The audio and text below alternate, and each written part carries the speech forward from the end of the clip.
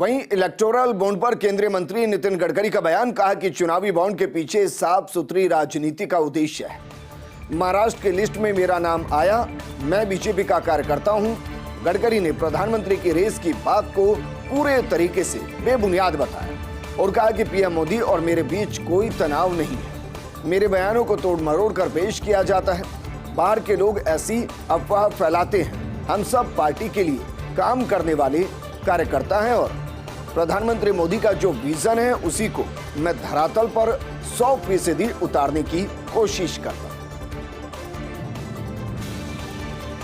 वहीं लोकसभा चुनाव को लेकर बीजेपी में बैठकों का दौर जारी। आज प्रदेश बीजेपी चुनाव समिति की आयोजित हुई बैठक। इस दौरान प्रदेश चुनाव प्रभारी विनय सहस्रबुद्धे ने बैठक ली।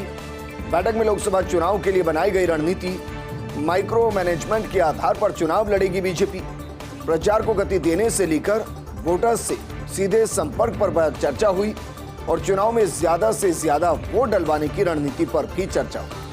बैठक में सह प्रभारी विजय राहटकर, वी सतीश भी मौजूद रहे। विनय सहस्रबुद्धे ने प्रदेश की सभी 25 सीटें जीतने का दावा किया है। तो बैठक का आयोजन किया गया विनय सहस्रबुद्धे की अध्यक्षता में, लेकिन इसमें आपको ट्रिपल वी नजर आ रहे हैं, VVV। इसमें आपको विनय सहस्रबुद्धे, दूसरी तरफ वी सतीश और विजय राहटकर। नागौर में बीजेपी प्रत्याशी ज्योति मिर्धा का नामांकन सभा हुआ। नामांकन सभा को मुख्यमंत्री वचनलाल शर्मा ने संबोधित किया और संबोधित करते हुए कहा कि नागौर राजस्थान की हृदय स्थली रही है। यहाँ वीर तेजाजी महाराज, लक्ष्मीदास महाराज के दर्शन होते हैं। ये कर्मा, मीरा, रानाबाई की त्याग और तपस्या की धरती है। नागौर के पर्वतसर पशु मेले की देश भर में या कहीं दुनिया भर में पहचान रही है। नागौर में देश भर से लोग आते हैं और यहाँ से बैल लेकर जाते हैं। यहाँ से जो बैल जहां भी जाता है पहले उसके पैरों की पूजा होती है। नागौर किसान और जवानों की धरती है, यहाँ की बेटियां भी कम नहीं। नागौर की बेटियां खेलों और पढ़ाई में बेहद आगे हैं। हमने कहा था 2028 में होने वाले ओलंपिक की तैयारी की शुरुआत नागौर से हो। अब चुनाव में नागौर का भविष्य आप पर निर्भर करता है। मुख्यमंत्री वचनलाल शर्मा ने कांग्रेस पर निशाना साधा और कहा कि कांग्रेस वो पार्टी नहीं जो गरीब और किसान का भला करे। इसलिए बहन ज्योति मिर्धा कांग्रेस से छोड़कर बीजेपी में शामिल। नदियों को नदियों से जोड़ने की योजना बीजेपी सरकार ही लेकर आई और 2014 से पहले आए दिन देश में हजारों करोड़ों के घोटाले होते थे। आए दिन आतंकी हमले होते थे, लेकिन 2014 के बाद ऐसा कुछ भी नहीं हुआ। वहीं पॉलिटिकल एडिटर योगेश शर्मा की एक्सक्लूसिव रिपोर्ट। बीजेपी में आज ज्वाइनिंग को लेकर गफलत। पूर्व विधायक नंदकिशोर महरिया और राजेंद्र भामू पहुंच गए थे बीजेपी ज्वाइन करने, लेकिन बीजेपी के जिम्मेदार पदाधिकारियों को नहीं थी इस बारे में कोई जानकारी। बीजेपी में आने वाले नेताओं की ज्वाइनिंग कमेटी अध्यक्ष अरुण चतुर्वेदी को भी जानकारी नहीं थी और इस गफलत के कारण घर वापसी करने वाले नेताओं को लौटना पड़ा बेरंग। उनके साथ आए समर्थक भी इस प्रकरण से बेहद अचंभित नजर आए। बड़ी संख्या में बीजेपी कार्यालय पहुंचे थे महरिया और भामू के समर्थक, लेकिन वहां किसी को जानकारी ही नहीं थी। अब सवाल यह कि गफलत हुई कैसे? क्या एक संदेश सीधा स्पष्ट नहीं था और इसलिए यह घटना घट गई?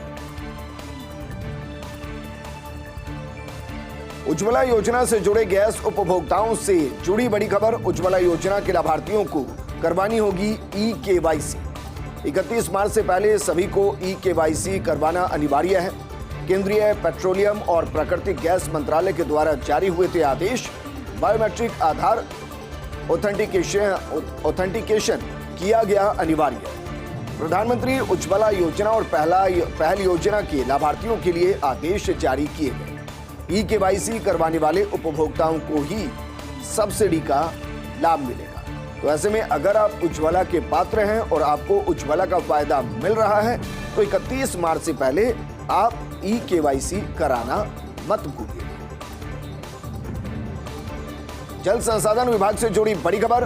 WRD की अधिशेष भूमि और अवाप्त भूमि ईआरसीपी को होगी हस्तांतरित। एसीएस जल संसाधन अभय कुमार लेंगे आला अधिकारियों की बैठक।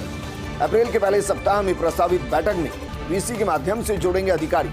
जयपुर, उदयपुर, बांसवाड़ा, हनुमानगढ़, कोटा और उदयपुर की भूमि पर फैसला होगा। करीब 1000 करोड़ रुपए की जमीन ईआरसीपी को हस्तांतरित करने का लक्ष्य रखा जा सकता है। सूत्रों की माने तो अभी बीकानेर और अलवर डब्ल्यूआरडी की भूमि का किया गया था वैल्यूएशन, और अगर ऐसा होता है तो ईआरसीपी और तेजी से जमीन पर उतरती नजर आएगी।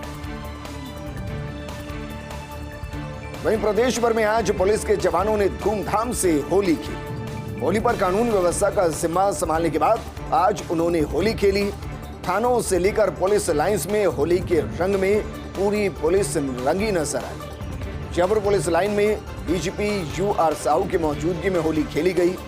Jaipur police commissioner Biju George Joseph, additional commissioner Kunwar Rashtradeep, additional commissioner Kailash Bishnoi सहित सभी डीसीपी मौजूद रहे। एक दूसरे को रंग गुलाल लगाकर डीजे की धुनों पर जमकर थिरकते जवान नजर आए। जयपुर कमिश्नरेट को कंधे पर उठाकर जयपुर कमिश्नर को कंधे पर उठाकर पुलिस कर्मियों ने डांस किया। अलवर में एसपी आनंद शर्मा ने होली के गीतों पर जमकर डांस किया। और बात करते हैं एसआई भर्ती परीक्षा 2021 के पेपर लीक और चयनित होने से जुड़े प्रकरण। एसओजी ने 16 मार्च को गिरफ्तार किए जगदीश बिश्नोई, अनिल उर्फ शेर सिंह मीणा, अशोक सिंह राजावत और भूपेंद्र सारण का 5 दिन का रिमांड एक बार दोबारा लिया। सीएमएम पूनाराम गोदारा ने जगदीश सिहाग और इंदु बाला को 9 अप्रैल तक भेजा जेल। मामले में हर्षवर्धन मीणा, शिक्षक राजेंद्र यादव और शिवरतन मोट, नरेश खिलेरी, सुरेंद्र करणपाल, विवेक, मनोहर लाल, गोपीराम, श्रवण कुमार, एकता, रोहिताश कुमार, राजेंद्र खंडेलवाल, प्रेम सुखी, एकता, भगवती, नारंगी और राजेश्वरी भी न्यायिक हिरासत में। 25 आरोपियों में से 5 मार्च को गिरफ्तार हुई चंचल कुमारी को ही जमानत मिली।